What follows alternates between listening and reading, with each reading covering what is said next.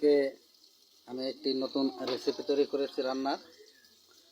পাঙাশ মাছের পাতুরি, পুঁই শাক দিয়ে পাঙাশ মাছের পাতুরি খেতে খুব সুস্বাদু।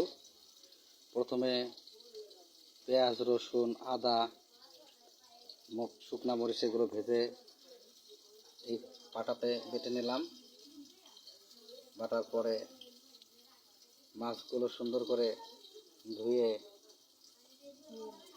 লবণ আর হলুদ দিয়ে মাখিয়ে রাখলাম 15 মিনিটের পর্যন্ত।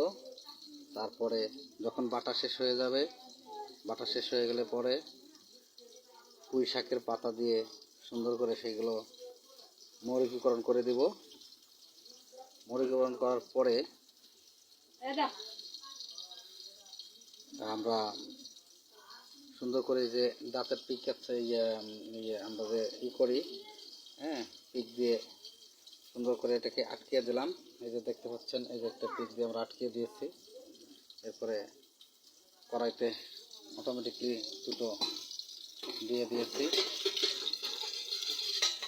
এই দুটো মোটামুটি হয়ে গেছে, সুন্দর স্বাভাবিক সুন্দর হয়েছে। এরকম টেস্ট হবে এতে। ঘরের মতো আপনারা যদি কেউ খান তাহলে বানাতে পারেন।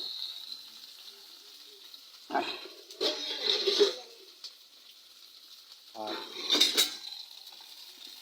আমার তো হয়ে গেছে, হয়ে সেটা নামিয়ে ফেলবো এখন।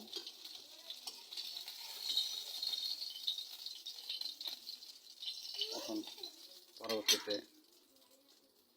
আরও কিছু আছে সেগুলো দিয়ে দেবো।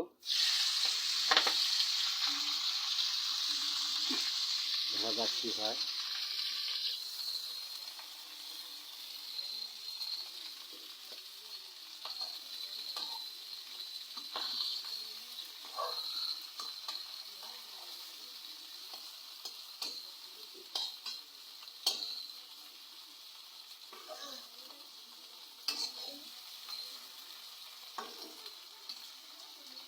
এরপর আবার ডেকে দেবো।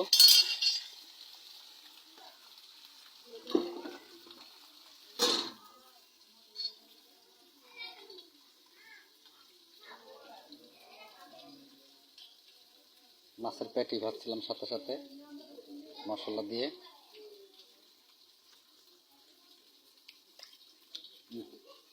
অনেক টেস্ট হয়েছে, আপনারাও সবাই তৈরি করবেন। মাছটাকে আমি দেখালাম না আপনাকে, তো এইভাবে পাঙাশ মাছের পাতুরি তৈরি করে।